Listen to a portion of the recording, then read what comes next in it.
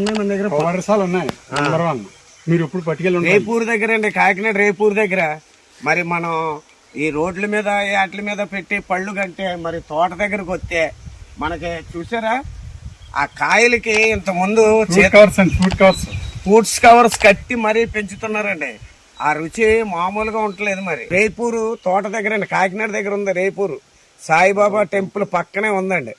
మరి మీకు ఎవరికైనా కావాలితే కింద నెంబర్ పెడతాను, ఆ నెంబర్ కానీ మీరు ఫోన్ చేస్తే ఈ కాకినాడ చుట్టుపక్కల ఉన్న వాళ్ళు ఎవరికైనా సరే, మీరు తోటలోకి వచ్చినా సరే, లేకపోతే మీరు అడ్రస్ చెప్తే అక్కడికి పంపించమంటే అక్కడ కూడా పంపిస్తారు. ఏం రసం అండి అది?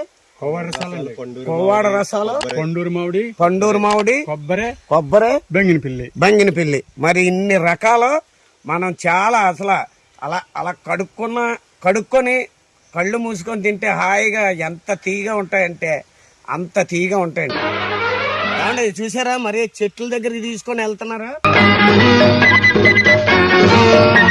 మామూలుగా ఉండదు మాట కాయ. ఇక చూసారా ఆ కాయ చూసారా? ఏమండి మీరే కోయండి, ఏది బాగుంటాయి కోయండి. బంగినపల్లి మామిడి పండు రంగు మీదుంది, చిలకే ముట్టని జామ పండు సిగ్గుపడుతుంది. ఏమండి చూసారా మరి చెట్టుని పండిన కాయలు మనకు రావడం అంటే చాలా అరుదుగా దొరుకుతాయి. మరి మనం తోటలోకి వచ్చి మనంతటా మనం ఏది బాగుందో ఎన్నుకొని పెద్ద సైజు కాయ, చిన్న టెంక్ ఉంటుందండి, కాయ అంతా రసమేనంట. మా అబ్బాయితో కలిసి వచ్చానండి తోటకాయ. మరి తెలుసు కదండి కావ్యశ్రీ మీడియా ప్రొపరేటర్ గారు ఆయన. మరి ఆయన కూడా మరి నాన్న నేను వస్తాను నాన్న తోటకని చెప్పి ఇద్దరం కలిసి వచ్చామండి.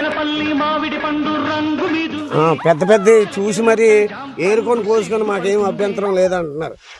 ఈ చెట్టుని పండిన కాయలు తినడం అంటే అండి అది మామూలుగా ఉండదండి. మళ్ళీ బంగినపల్లి మామిడి పండు రంగు మీదుంది, చిలకే ముట్టని జామ పండు సిగ్గుపడుతుంది. మామిడి పండు రంగు మీదుంది. ఎవడే చూసారా మరి తోటలో మడత మంచి వేసుకొని కూర్చొని మధ్యాహ్నం మాటలో 6 గిన్నెల క్యారేజీతో భోజనం వస్తే అగోండి ఆ పక్కనే ఉంది చూడండి అరిటాకు.